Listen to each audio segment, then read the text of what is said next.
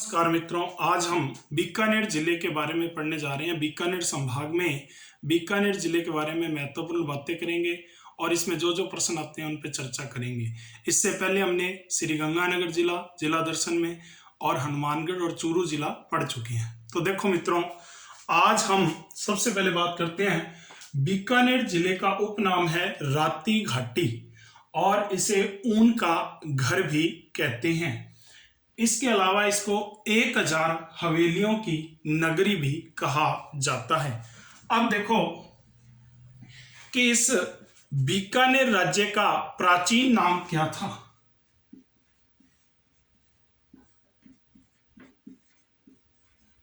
बीकानेर जिले का प्राचीन नाम जांगल प्रदेश था।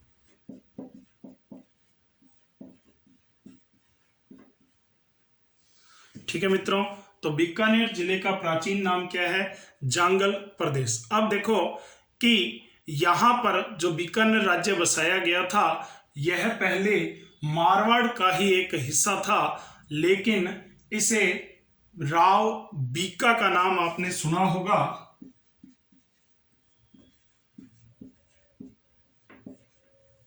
राव बीका, राव जोधा के पुत्र थे राव बीका, राठौड़ वंश से थे, जोधपुर से संबंधित। तो देखो कि राव बीका ने अपने चाचा कांधल के सहयोग से, चाचा थे कांधल, इनके सहयोग से और मां करनी के आशीर्वाद से बीकानेर राज्य की स्थापना की। अब देखो कि बीकानेर जो राज्य था, इसकी स्थापना कब की गई? बीकानेर राज्य की स्थापना 1465 ईस्वी में की गई। बीकानेर राज्य की स्थापना कब की गई? 1465 ईस्वी में। अब देखो कि बीकानेर राज्य की प्रथम राजधानी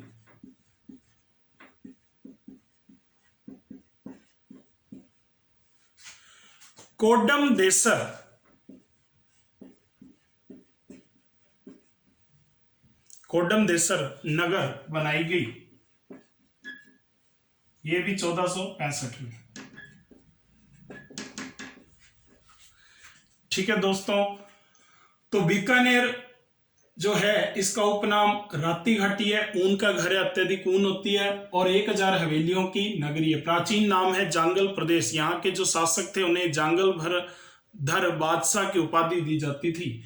और राव बीका जो राव जोधा के पुत्र थे, इन्होंने एक नया राज्य बसाया अपने चाचा के सहयोग से और मां करनी के आशीर्वाद से। बीकानेर राज्य की स्थापना 1465 में हुई है और प्रथम राजधानी कोडमदेसर नगर है। अब देखो कि मैं आपको एक बात बता दूं, अगर बीकानेर राज्य की स्थापना की बात की जाए जो 1465 है, लेकिन अगर प्रश्न आ जाए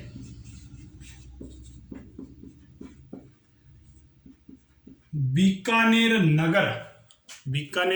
नगर की स्थापना कब की गई है, तो याद रखना बीकानेर नगर की स्थापना 1488 ईस्वी में की गई है। तो दोनों प्रश्न अलग अलग हैं, इन दोनों का ध्यान रखना है। अब देखो कि बीकानेर नगर की स्थापना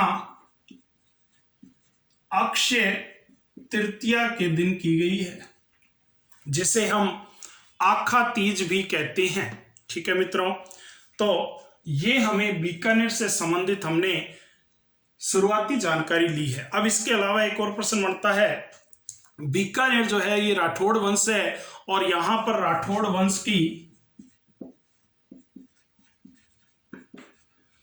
कुल देवी है, तो कुल देवी नागणेची माता है। राठौड़ों की कुल देवी नागणेची माता है, लेकिन कई किताबों में करनी माता लिख रखा होता है, तो आप ध्यान रखना करनी माता इनकी इष्ट देवी है। करनी माता क्या है? इष्ट देवी। करनी माता इनकी इष्ट देवी है। ठीक है मित्रों, तो ध्यान रखना कि बीकानेर नगर की स्थापना 1488 ईस्वी में अक्षय तृतीया के दिन की गई थी, आखा तीज के दिन। इस दिन पतंग वगैरह उड़ाते हैं यहाँ पे, तो ये भी आप ध्यान रखना। अब देखो कि और बीकानेर की क्या क्या बातें हैं।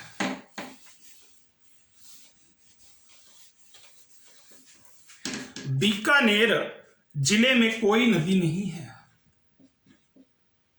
बीकानेर में कोई नदी नहीं है। ये प्रश्न भी आता है, बीकानेर में कोई नदी नहीं है। अब देखो कि यहां पर झीलें कौन कौन सी हैं। तो देखो लूणकरणसर, लूणकरणसर झील, खारे पानी की झील है ये लूणकरणसर झील। इसके अलावा यहां पर अनूप सागर भी झील है। अनूप सागर भी झील है। तीसरी यहां पर गजनेर झील है। ठीक है, इसके अलावा कोलायत झील भी है और सूरसागर झील भी है। सूरसागर झील शहर के अंदर ही है, बीकानेर में। ठीक है, तो इस तरह से ये झीलें यहां पर स्थित हैं।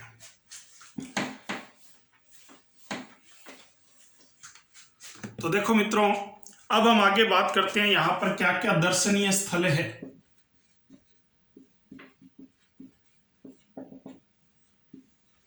दर्शनीय स्थल, तो देखो कि यहां पर सबसे पहले नंबर 1 है करनी माता का मंदिर। करनी माता का मंदिर, तो करनी माता का जो मंदिर है ये देशनोक में है और देशनोक बीकानेर में स्थित है। ठीक है मित्रों, देशनोक में करनी माता का मंदिर स्थित है। इसके अलावा इन्हें करनी माता को चूहों की देवी भी कहा जाता है। आपने सबने सुना होगा, वर्ष में 2 बार इनका मेला लगता है।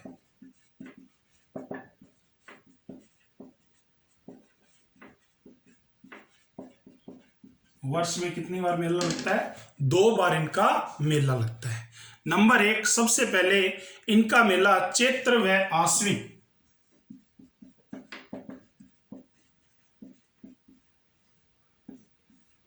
नवरात्र में 2 बार वर्ष में मेला लगता है। ठीक है मित्रों, अब देखो ये चारणों की कुल देवी हैं।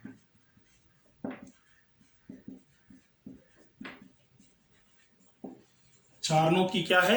कुल देवी है और राठौड़ों की इष्ट देवी है। बीकानेर के राठौड़ों की इष्ट देवी है, आराध्य देवी है और चारणों की कुल देवी है। ठीक है मित्रों, इसके अलावा मंदिर में सफेद रंग के जो चूहे रहते हैं उन्हें काबा कहा जाता है। अगर आपसे पूछ ले काबा क्या है, तो सफेद रंग के चूहे, कुछ लोग सभी चूहों को बोलते हैं लेकिन सफेद रंग के चूहों को खासकर काबा कहा जाता है।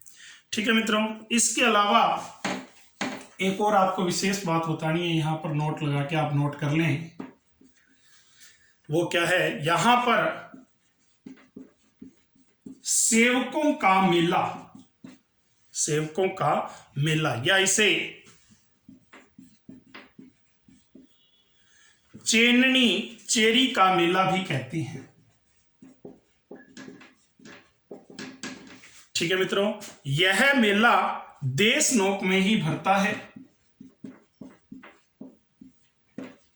और यह मेला फाल्गुन शुक्ल सप्तमी को लगता है। ठीक है दोस्तों, तो ये करनी माता की बात है। यहां पर करनी माता के आशीर्वाद से ही बीकानेर की स्थापना की गई।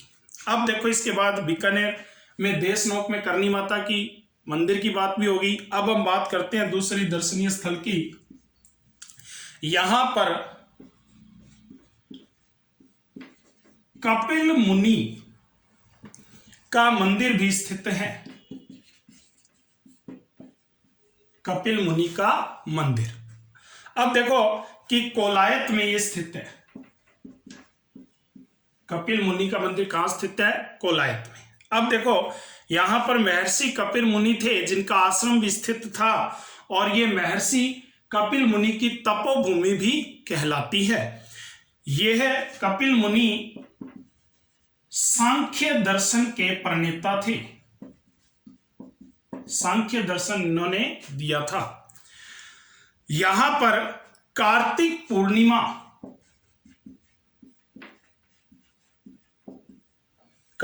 पूर्णिमा को विशाल मेला भरता है। इसके अलावा ये मेला दीपदान के लिए विशेष रहता है। ऐसे कहते हैं कि कोलायत झील में जो दीपदान करता है अर्थात दीप जलाकर प्रवाहित करता है उसकी मनचाही इच्छाएं पूर्ण होती हैं, ऐसा बताया जाता है। तो यहां पर दीपदान का भी अत्यधिक महत्व है। ठीक है मित्रों, अब देखो इसके बाद कोडम देसर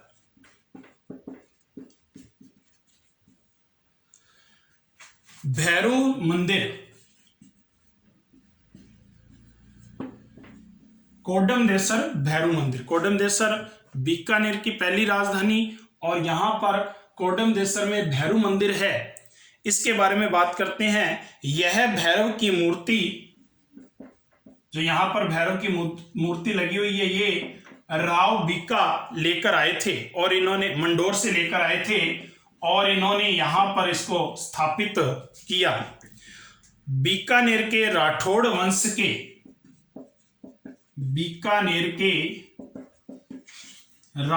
वंश के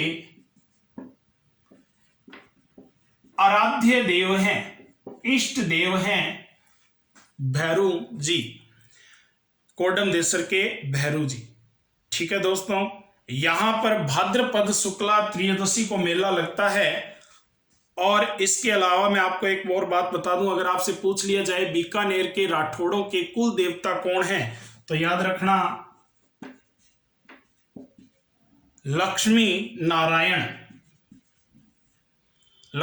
नारायण बीकानेर के राठौड़ वंश के कुल देवता माने जाते हैं और इनका मेला ज्येष्ठ शुक्ल 11 को लगता है।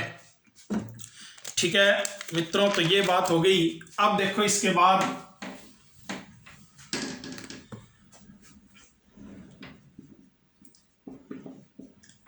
भांडा साहा जैन मंदिर। भांडा साहा जैन मंदिर, इसके बारे में हम क्या जानते हैं भांडा साहा जैन मंदिर के बारे में? तो भांडा साहा जैन मंदिर बीकानेर में ही है। ये घी से बना हुआ मंदिर है। किससे बना हुआ मंदिर है? घी से। ऐसा कहते हैं कि इसके निर्माता जो थे वो शाह भांडा या भांडा शाह थे, जिन्होंने इस मंदिर का निर्माण घी से करवाया था। यह मंदिर राव लूणकरण के समय बनकर तैयार हुआ था। राव लूणकरण के समय बनकर तैयार हुआ। इस मंदिर के केंद्र में सुमतिनाथ जी की मूर्ति लगी हुई है, जो श्वेत संगमरमर से बनी हुई है। ठीक है मित्रों, जिसके चारों ओर कांच का सुंदर काम किया गया है। तो ध्यान रखना, अगर ऐसा प्रश्न आ जाए कि घी से बना हुआ मंदिर कहाँ स्थित है, तो उत्तर होगा बीकानेर। और अगर ये पूछ ले कि घी से बने हुए मंदिर में क्या नाम है जो बीकानेर में स्थित है, तो भांडा साहा जैन मंदिर है। ठीक है मित्रों, अब देखो इसके बाद जाम्बोजी या जंबेश्वर मेला, यह भी आपसे प्रश्न पूछा जा सकता है। तो देखो, नोखा तहसील बीकानेर में स्थित है। मुकाम स्थान आपने सुना होगा, पर फाल्गुन व आश्विन वर्ष में 2 बार, फाल्गुन व आश्विन की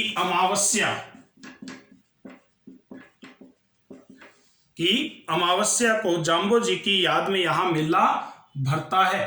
फाल्गुन व आश्विन की अमावस्या को जाम्बो जी ने 1400 1485 ईस्वी में, कब की बात है, 1485 ईस्वी में जाम्बोजी ने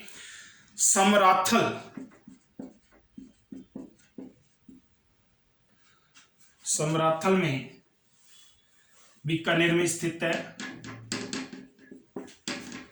में बिश्नोई संप्रदाय की स्थापना की थी। 20+9 बिश्नोई। ठीक है मित्रों, 20+9 जो नियमों को, 29 नियमों को मानता होगा उसे बिश्नोई कहा जाता है। तो ओके मित्रों, तो इनका मेला वर्ष में 2 बार भरता है। अब देखो इसके बाद वीर बिग्गाजी, वीर बिग्गाजी एक लोक देवता के रूप में प्रसिद्ध हुए हैं। वीर बिग्गाजी का मंदिर जो स्थित है वो रोही बिग्गा या कुछ लोग इसे रिड्डी गांव भी बोल देते हैं, जो इनका जन्म स्थान है। रोही बिग्गा श्री डूंगरपुर, केवल डूंगरपुर नहीं बोल रहा, श्री डूंगरगढ़ बोल रहा हूं, डूंगरगढ़, श्री डूंगरगढ़ जो बीकानेर में स्थित है, यहां पर इनका मंदिर बना हुआ है। राजस्थान के जाखड़ समाज के कुल देवता हैं, जाखड़ समाज के कुल देवता हैं। ठीक है मित्रों, बीकानेर में इनकी अधिक मान्यता है। अब देखो इसके बाद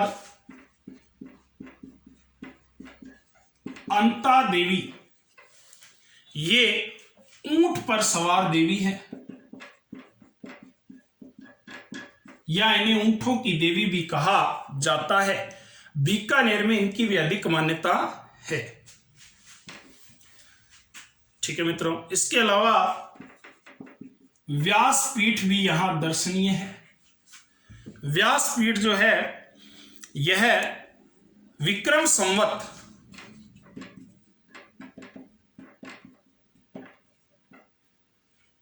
विक्रम संवत 1542 में,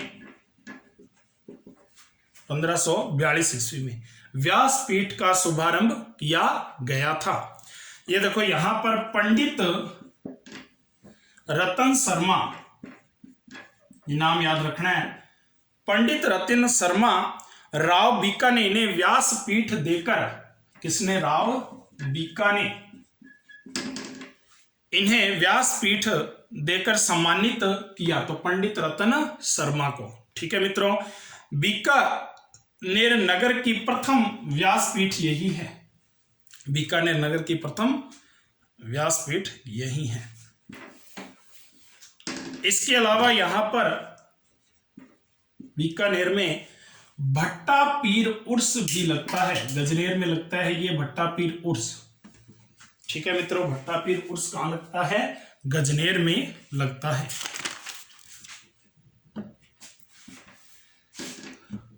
फिर देखो उर्स का मतलब मेला होता है, मुसलमान व्यक्ति उर्स बोलते हैं। ठीक है मित्रों, नागणेची माता का मंदिर, नागणेची माता का मंदिर जूनागढ़ में स्थित है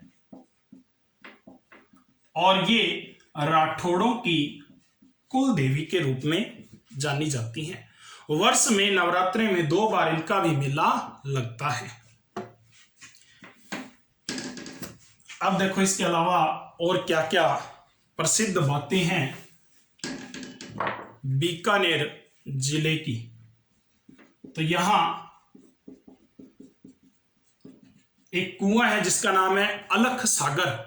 बीकानेर जिले का सबसे बड़ा कुआं यही है, तो याद रखना, अलख सागर बीकानेर जिले का सबसे बड़ा कुआं बीकानेर में। ठीक है, इसके अलावा बीकानेर में एक उद्योग बड़ा प्रसिद्ध है, कूलर उद्योग। बीकानेर जिला इस उद्योग हेतु प्रसिद्ध है, कूलर बनाने के लिए प्रसिद्ध है। ऊन भी यहां पर सर्वाधिक होती है, मैंने आपको बताया था इसके अलावा पलाना क्षेत्र बड़ा प्रसिद्ध है। पलाना आपने नाम सुना होगा। लिग्नाइट कोयले का सर्वाधिक उत्पादन यहीं पर होता है, लिग्नाइट कोयला। ये प्रश्न कई बार पेपरों में पूछा गया कि पलाना किसके लिए प्रसिद्ध है, तो आप उत्तर क्या दोगे, लिग्नाइट कोयले के लिए प्रसिद्ध है। एशिया का सर्वश्रेष्ठ लिग्नाइट यहीं पर मिलता है, पलाना में। ठीक है। इसके अलावा बीकानेर राज्य में सर्वप्रथम फव्वारा पद्धति, यानी कि राजस्थान के अंदर जो फव्वारा पद्धति लगी थी वो सबसे पहले बीकानेर जिले में ही लगी थी। ये भी इंपॉर्टेंट प्रश्न बनता है। बीकानेर में भी कहां लगी थी अगर पूछ ले फव्वारा पद्धति, तो लूणकरणसर में लगी थी। ठीक है मित्रों। ओके। इसके अलावा बीकानेर में आप सबने सुनी होगी पाट्टा संस्कृति। पाट्टा संस्कृति, बीकानेर में पाट्टा संस्कृति। तो देखो बीकानेर शहर में पाट्टा संस्कृति प्रसिद्ध है। पाट्टा होता है, उसके ऊपर बैठकर व्यक्ति को भोजन लगाया जाता है और व्यक्ति सामने बैठ के भोजन करता है, उसी को बोलते हैं पाट्टा संस्कृति, जो बीकानेर की प्रसिद्ध है। अब देखो इसके अलावा मथेरन कला भी यहाँ की प्रसिद्ध है। मथेरन कला, तो मथेरन कला बीकानेर की लोक कला है।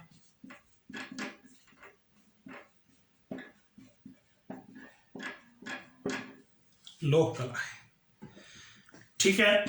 अब इसके अलावा बीकानेर में हवेलियां भी प्रसिद्ध हैं। 1000 हवेलियों का नगर मैंने आपको बताया था। तो देखो यहां पर बछावतों की हवेलियां बड़ी प्रसिद्ध है। बछावतों की हवेली लाल पत्थरों से निर्मित है। ये लाल पत्थरों से बनी हुई हवेली बहुत प्रसिद्ध है बीकानेर में। इसके अलावा रामपुरिया हवेली, ये भी बहुत प्रसिद्ध है क्योंकि ये हिंदू, मुस्लिम एवं यूरोपीय शैली में बनी हुई है, अद्भुत बनी हुई है, इसीलिए यह भी प्रसिद्ध है। अब देखो इसके बाद हम और बातें करते हैं बीकानेर जिले के बारे में। बीकानेर जिले में केंद्रीय ऊंट प्रजनन केंद्र स्थित है।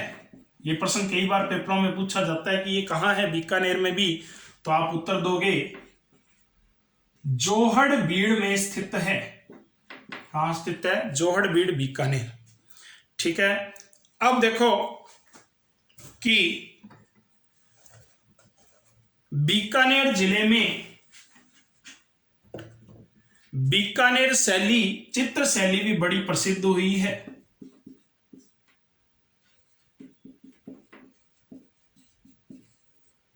यह चित्र शैली महाराजा अनूप सिंह के समय में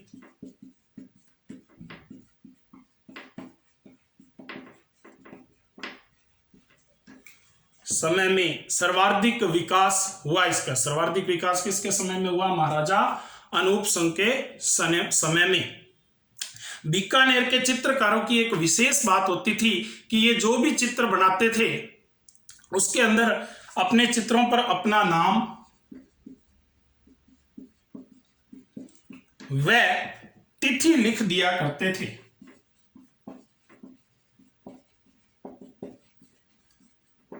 ये खास बात यहीं से प्राप्त होती है, अपना नाम और तिथि। कई बार प्रश्न पूछा जाता है कि किस चित्र शैली में लिखे जाते थे, तो आप उत्तर क्या दोगे? अपना नाम और अपना तिथि अंकित करते थे, बीकानेर चित्र शैली। ठीक है मित्रों। अब देखो इसके अलावा बीकानेर में 33 करोड़ देवता मंदिर भी हैं।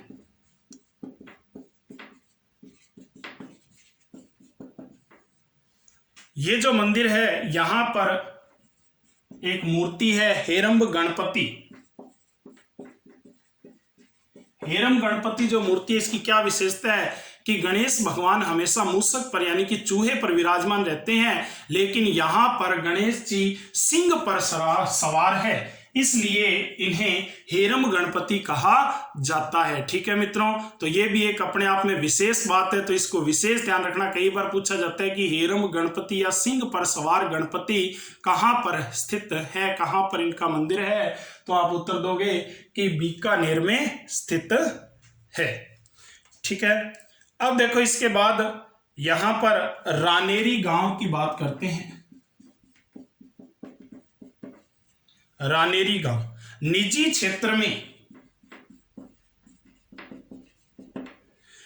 क्षेत्र में स्थापित देश का पहला लिग्नाइट स्थित है। निजी क्षेत्र में स्थापित देश का लिग्नाइट आधारित पहली बिजली घर है, निजी क्षेत्र में, ध्यान रखना मित्रों। ओके, ठीक है मित्रों, तो अब हम अगली बार इसका दूसरा पार्ट पढ़ेंगे। तब तक के लिए नमस्कार।